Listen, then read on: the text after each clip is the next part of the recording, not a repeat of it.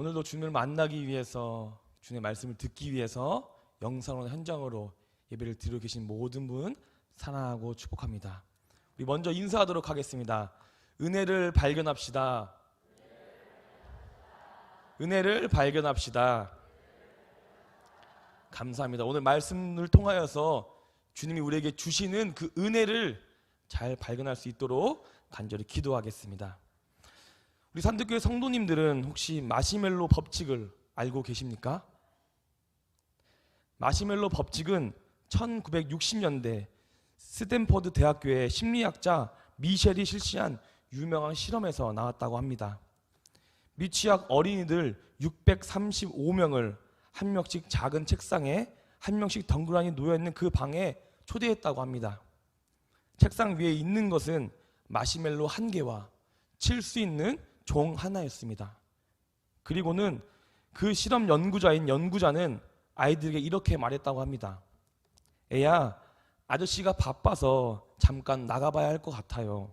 나중에 아저씨가 돌아왔을 때 마시멜로를 먹지 않고 기다린다면 2개로 내가 너한테 선물로 줄게. 혹시 그 전에 마시멜로가 먹고 싶다면 종을 울리고 이 마시멜로 하나를 먹으면 된단다. 하지만 그 마시멜로 하나를 먹으면 그걸로 끝이야. 2개를 먹으려면 내가 돌아올 때까지 네가 기다려야만 해 라고 말했다고 합니다. 그러고 나서 이 연구자는 이 말을 남기고 방 밖으로 나갔습니다. 방문은 굳게 닫혔고 어린이들은 유혹의 마시멜로와 함께 방 안에 혼자 남기게 되었습니다. 어떤 어린이들은 불과 1분 만에 종을 울리고 마시멜로 하나를 먹어치웠고, 또한 어떤 어린이들은 그 유혹을 이겨내기 위해 눈을 가리고 또한 노래를 부르고 책상을 걷어차면서 딴청을 부렸습니다. 심지어는 어떤 어린이들은 어찌어찌해서 잠을 잤다고 합니다. 결국 3분의 1의 어린이들은 참지 못하고 마시멜로를 먹었고 나머지 3분의 2는 끝까지 참았다고 합니다. 그런데 이 실험을 유명하게 만든 것은 이 바로 다음에 2번째 실험에 나오게 되는 것입니다. 그로부터 10년 후 실시된 2차 연구에서 유혹을 이겨낸 어린이는 유혹을 이겨내지 못한 어린이들보다 학업이나 직장 취업도가 높았을 뿐 아니라 사회 적응을 더 잘하게 됐다고 합니다. 심지어 미국의 수능 점수가 평균적으로 210점이나 더 많은 점수가 받았다고 연구 결과가 나왔습니다. 바로 마시멜로 법칙이란 성경의 필수적인 요소는 지능보다도 마시멜로를 먹고 싶어하는 유혹을 15분간 참을 수 있는 기다림과 인내의 능력에 달려있다는 것입니다. 미국의 가장 유명한 발명가 에디슨은 기다리는 동안 이를 잘 처리하는 자에게는 모든 것이 돌아온다라고 말했다고 합니다. 더 나아가 프랑스의 철학자인 또한 법률가로서 유명한 메스트르는 기다릴 줄 아는 것이 성공의 제1 비결이다 라고 말을 했습니다. 오늘 본문에도 비슷한 이야기가 나오게 됩니다. 시편 13편은 하나님께서 다윗이 그 상황에 대해서 침묵하는 상황입니다. 다윗이 겪고 있던 상황은 매우 힘들고 어려운 상황이었습니다. 자신의 영혼이 빈민하고 종일토록 마음에 근심이 가득한 그 힘들고 어려운 시기였습니다. 또한 주님의 침묵으로 인해 죄악이 넘쳐나고 심지어는 주님의 원수가 주님에게 승리를 했다는 말까지 나오고 있는 그 시기가 바로 오늘 본문의 내용인 것입니다. 하지만 하나님께서는 그 상황 속에 울부짖는 다윗에게 음성을 들려주는 것이 아니라 침묵으로 모든 것을 답하셨습니다. 다윗은 하나님께 계속 구하고 또 구했지만 우리 주님께서는 오로지 침묵으로만 다윗에게 대답을 했던 것입니다. 바로 우리는 오늘 주님의 침묵에 대한 진정한 의미를 함께 알아보아야 한다는 것입니다. 주님께서는 다윗의 기도를 들으시고 묵묵히 침묵하셨는지, 우리에게 침묵을 통해 어떠한 말씀을 하고 싶으셨는지 우리는 오늘 말씀을 통해 간절하고 깊게 느꼈으면 좋겠습니다. 그렇다면 오늘 우리 하나님께서는 성경을 통해 우리에게 말씀해주고 계십니다. 마가복음 14장 61절입니다. 제가 봉독해 드리도록 하겠습니다. 침묵하고 아무 대답도 아니하시거늘 대제사장이 다시 물어 이르되 내가 찬송받을 이의 아들 그리스도냐? 아멘. 이 상황은 대제사장들과 온 공회가 예수님을 죽이기 위해 예수님을 찾고 결국은 예수님을 찾고 잡고 예수님에게 했던 말씀이 오늘 방금 읽은 마태복음의 말씀입니다. 여기서 침묵은 히브리어로 두미야라고 합니다. 두미야의 뜻은 조용한 또는 기다림 또는 무언가의 기대, 마지막으로는 하나님과 함께 마음의 쉼을 뜻하고 있는 의미입니다. 우리는 침묵으로 인해 주님을 의심하고 시험하고 원망하여 그로부터 두려워하는 것이 아니라 그 침묵 속에 고요함을 느끼고 여기서 참된 기다림으로 주님이 주실 은혜를 기다려야 한다는 것이 바로 침묵의 참된 뜻인 것입니다.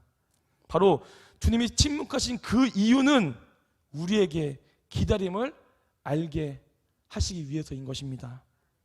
기다림으로 인해 주님을 기대하고 기다림으로 인해 주님과 함께 마음의 쉼을 누릴 수 있는 그 때를 우리에게 알려주기 위해 주님은 침묵하셨던 것입니다.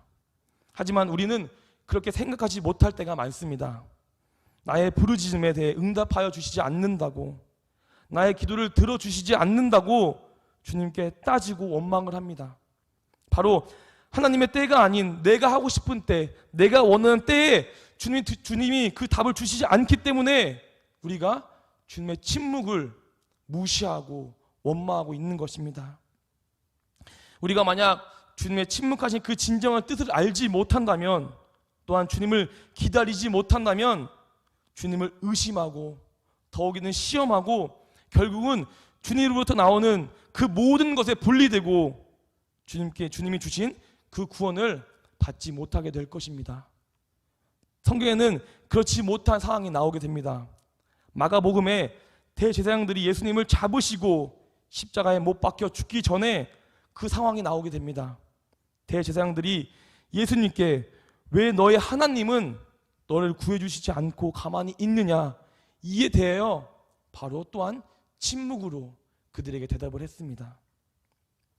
제사장들과 그의 무리들은 예수님의 침묵의 뜻을 알지 못하고 예수님을 의심하고 핍박하고 시험한 것입니다.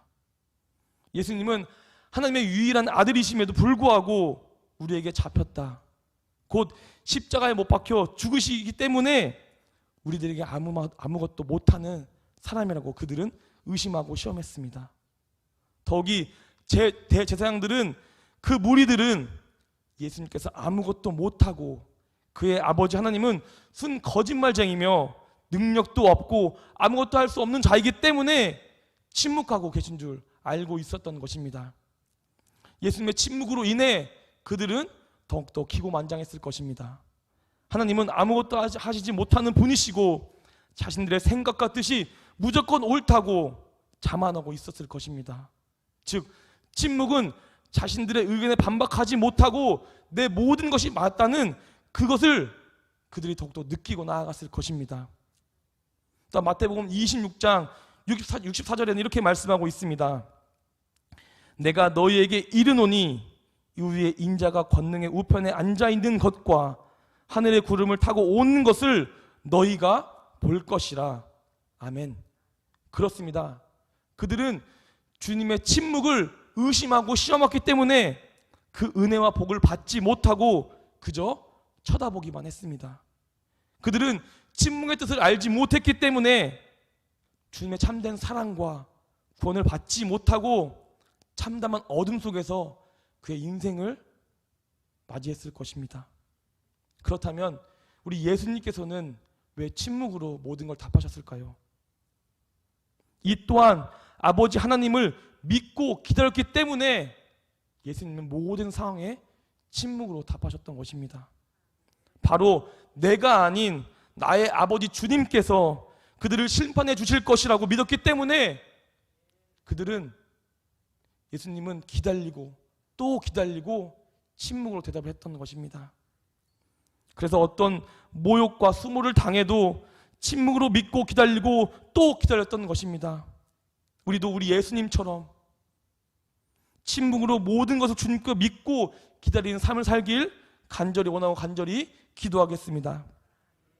나를 의심하고 주님을 시험하는 상황과 환경이 와도 내가 화내고 성질내는 것이 아니라 온전히 모든 걸 주님께 맡기는 침묵으로서, 기다림으로써, 그것을 믿는 마음으로써 모든 걸 잘 감당하기를 간절히 원하고 간절히 바라겠습니다. 하지만 중요한 것이 있습니다. 아무것도 하지 않고 침묵만 기다리는 것이 아니라 주님의 침묵 속에는 우리가 해야 할 마음가짐이 있습니다. 오늘 본문 5절 말씀입니다. 다 같이 함께 봉독하도록 하겠습니다. 나는 오직 주의 사랑을 의지하여 싸우니 나의 마음은 주의 구원을 기뻐하리이다. 아멘. 주님의 침묵 속에 기다림의 첫 번째 마음 자세는 바로 주님의 사랑을 의지함으로써 주님이 주실 구원을 기뻐하는 마음 자세입니다. 주님을 사랑하는 것을 의지하는 것입니다. 국어사전에 의지하다라는 뜻은 다른 것에 몸을 기댄다, 또한 다른 것에 마음을 기대어 도움을 받는다 라고 정의가 되어 있습니다. 바로 주님이 우리에게 주신 사랑과 함께 주님께 나의 마음을 기대어 주님이 주신 사랑과 도움을 받아야 한다는 것입니다. 의지하는 것은 아무하고도 할 수 없습니다. 서로를 믿고 서로를 위하는 마음이 존재하는 그것이 있어야만 우리는 서로 의지할 수 있는 마음이 있는 것입니다. 서로를 믿지 못하고 서로를 위하는 마음이 아니라 자신만을 위하는 그런 마음이 있는다면 절대로 서로를 의지할 수 없습니다. 하지만 주님께서는 우리를 항상 믿고 있습니다. 더 나아가 우리를 위해서 그의 아들 독생자 예수님을 보내시고 십자가 피로 인해서 우리의 죄를 사해 주셨습니다. 바로 우리만 주님께 의지하면 된다는 것입니다. 우리만 주님을 믿고 주님을 위한 마음가짐을 갖는다면 우리가 주님의 침묵 속에 참 주님의 사랑을 의지함으로써 참된 기다림으로 나아가서 그 구원을 기뻐하는 그 은혜를 우리가 느낄 수 있다는 것입니다. 에베소서 3장 17절입니다. 믿음으로 말미암아 그리스도께서 너희 마음에 계시게 하시옵고 너희가 사랑 가운데 뿌리가 박히고 터가 굳어져서. 아멘. 맞습니다.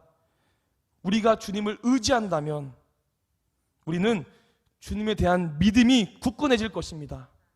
그렇다면 주님께서 우리들의 마음속에 임재해 주시고 그로 인해서 우리가 그의 사랑을 더욱더 의지하고 또한 그의 믿음이 마음속 뿌리가 깊게 박힐 것입니다. 그로 인해서 어떠한 시련과 고난이 와도 우리는 흔들리지 않고 주님만 바라보고 주님께 의지할 수 있는 참된 그리스도인이 될 것입니다. 우리는 그런 그리스도인이 되기를 간절히 원하고 간절히 기도하겠습니다.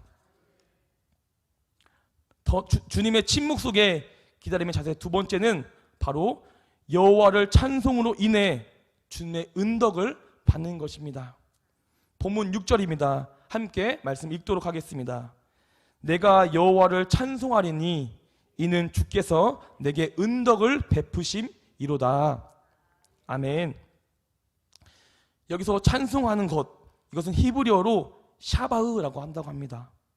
이 단어는 큰 소리로 말하다, 칭찬하다, 이러한 뜻을 가지고 있습니다. 또한 다른 의미로는 두 손을 높이 경배하고 감사하며 라는 의미를 가지고 있습니다. 즉, 그 침묵 속에 찬양함으로 나아갈 때 큰 소리와 두 손을 높이 들고 감사함으로 경배하면서 그런 침묵을 찬송으로 나아가야 한다는 것입니다. 이렇게 하나님의 침묵 속에 온전히 찬양을 한다면 우리 하나님께서는 큰 은혜를 우리에게 베풀어 주신다고 말씀을 통해 우리에게 말하고 있습니다. 그래서 우리 하나님께서 침묵하실 때 아무것도 하지 않는 것이 아니라 침묵을 기다릴 때 하나님을 찬양하고 그것으로 인해 주님이 주시는 그 은혜와 은덕을 느끼는 산들교회 성도님 되기를 간절히 원하겠습니다. 더 나아가 오늘날 수많은 그리스도인들은 하나님께 기도하고 자신의 상황을 토하고 있습니다. 그리스도인은 하나님의 음성을 듣기 위해 삶을 살아간다고 해도 과언이 아닙니다. 하지만 정작 자신이 하나님의 침묵을 경험한다면 하나님을 의심하고 시험하고 멀어질 것입니다. 그러나 이렇게 해서는 우리는 침묵의 뜻을 알 수 없습니다. 하나님의 침묵 속에서 아무것도 하지 않는 것이 아니라 진정한 침묵의 뜻, 주님이 주신 그 기다림으로 나아간 자세를 우리가 가져야 합니다. 만일 우리가 오늘 말씀대로 침묵의 뜻을 알고 기다리는 사람이 된다면 하나님께서는 우리의 부름에 응답하시고 거기에 맞는 영광 우리에게 주실 것입니다. 하나님께서는 시편 41편 1절의 말씀을 통해 우리에게 말씀하고 있습니다. 시편 40편 1절을 함께 한 목소리로 읽도록 하겠습니다. 내가 여호와를 기다리고 기다렸더니 귀를 기울이사 나의 부르짖음에 들으셨도다. 아멘. 그렇습니다. 하나님께서는 침묵의 뜻을 알고 그것을 온전히 기다리는 사람들에게는 하나님의 응답을 주신다고 분명히 성경을 통해 말씀하고 있습니다.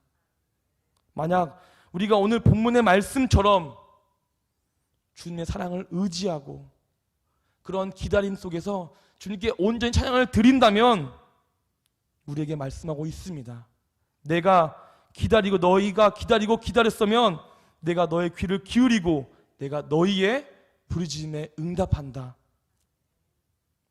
이것처럼 우리가 나아간다면 세상을 창조하신 그 하나님께서 우리의 부르짖음에 응답하시고 우리의 소리를 들어주신다고 분명히 말씀을 통해 우리에게 알려주고 있습니다. 우리 그리스도인들에게는 우리의 부르짖음에 응답하는 것보다 큰 은혜는 없습니다.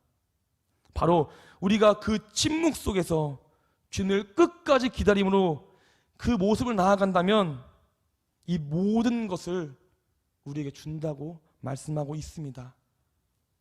말씀을 마치겠습니다. 사랑하는 성도 여러분, 이제는 우리는 하나님의 말씀에 따라서 우리 주님의 침묵의 뜻인 기다림의 자세를 알고 나아가야 합니다. 주님의 침묵으로 인해 아무것도 하지 않는 것이 아니라 주님의 사랑을 의지하고 온전히 주님께 찬양으로써 그 침묵을 기다릴 수 있는 자세를 우리는 삶 속에 적용해 나가야 합니다.